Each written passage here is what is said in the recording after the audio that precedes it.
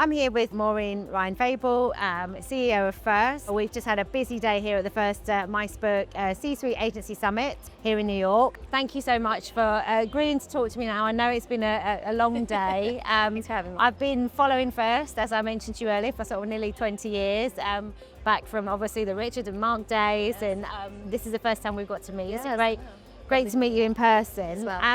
So it'd be great to just talk a little bit about, we were just chatting about how your model is quite different with the embedded model. Yeah, it'd be great to kind of just talk through, I guess, what advantages that approach gives you and how that differentiates you to the other agencies that are in the marketplace. Yeah, I think that one of the words we use a lot is it gets us very rooted.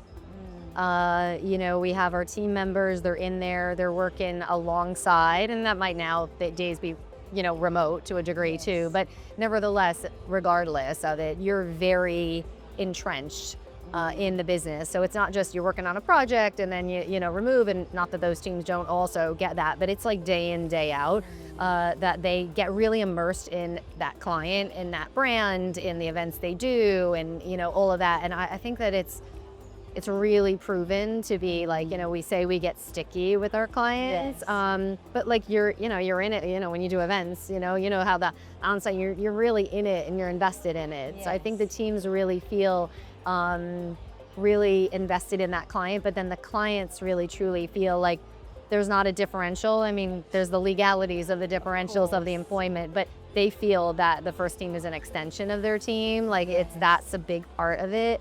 And we've just looked to refine that over the years, I think. So besides the team that's there, it's at really making sure there's a lot of support from an account management perspective, the right managers, the right level of management, the right shared services, our back office that supports the people and culture, the learning and development, the systems, the all that kind of stuff. So it's kind of like all those things that sort of like work in tandem that we always are trying to constantly improve to make it so that they, at the end of the day, they're highly, delivering the high level of excellence that we'd expect each day. Yeah.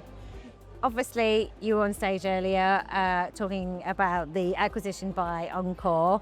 That was a big deal and then quite a surprise deal. What made Encore the right partner for you? I know you talked about it a bit on stage, but if you could share a bit more here as well. Yeah, I mean, I think I said on stage is true. Like what I did was go in with a very open mind because you do hear a lot of different good stories, bad stories about acquisitions over the time. And I think it was really wanting to make sure we did have the right partner. And for us, one of the things when, you have to have a vision for what you want for the business for the next few years, right? What you feel like the growth trajectory and the best path forward. And one of those was the embedded model for us because we know it's a key differentiator. Obviously, we love our agency work. We do great agency projects, but there's a lot of, agencies in that space. There's not many, if any, that do the combination of the model that we do. And so getting a partner that truly understood and embraced that and like was excited about it, and that was Ben and Encore, like hands down. Like I think others knew it and were trying to understand it.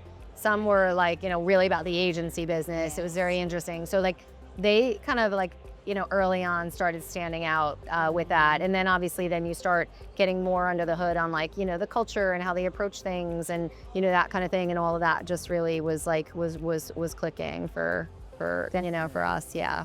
And what changes now? I mean, in terms of how you operate day to day, is there much change? How are you looking at integration? Because you're quite different businesses. Yeah. Like if you were two agencies, you may look to share in certain, but this is obviously slightly different. Yeah. What's the and it was different for Encore too. Yes. The businesses that they've acquired in the past, PSAV, Swank, Eclipse, they're all more in line with what they do. We're quite a different a different acquisition for them, which was very appealing to them to have something different, right? I think Ben said it. They were looking to try to get more in the space and weren't as successful. They felt like, so I think bringing the First brand into that and building on that was something very exciting for him, and that was very exciting for us as well. And so I think, in terms of what we were looking at, we're definitely keeping the brand separate. We operate, differently. We are looking at where there are synergies, where there makes sense. So we're talking about, we don't like our HR system. Like, we can't wait, is that, Kim was talking about, the finance certainly has probably been the most initial change because Blackstone, they're backed by Blackstone. So obviously you have to get your numbers and your finances in a very stringent way. So there's things like that going on. Is that impacting the broader, base?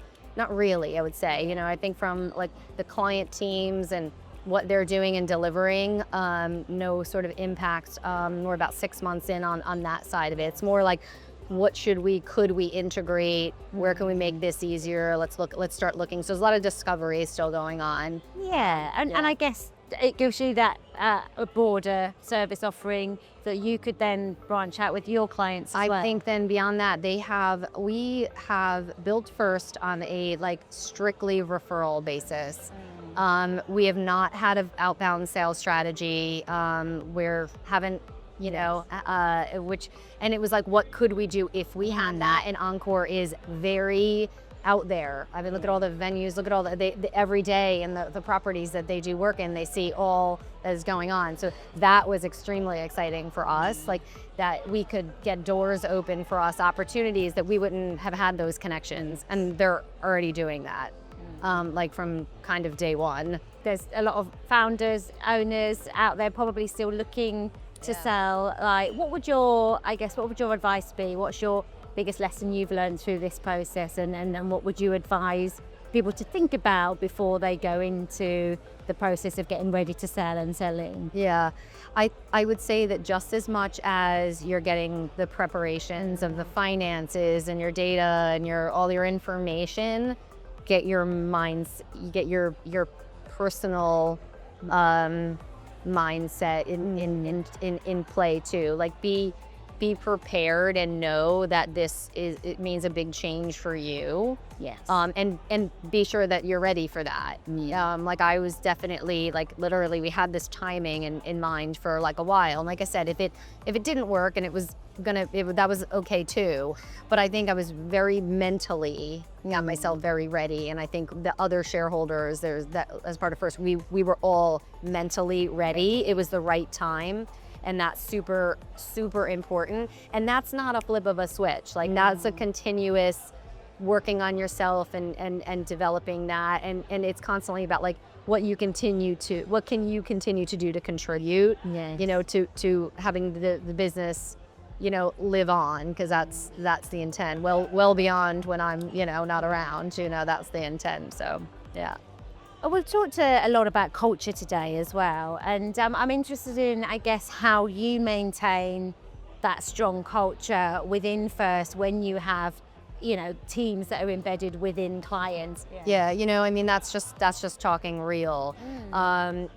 It really is, because they are so rooted and immersed in that client, right? Just what you want them to be. Yeah. But they don't work for that client, and there's co-employment laws that also mean they don't work for that, right? That's why they work for First. So it's always been very much a constant effort on the support that we can bring as the employer, as the person they work for, to feel connected to First and what we can bring, to the party.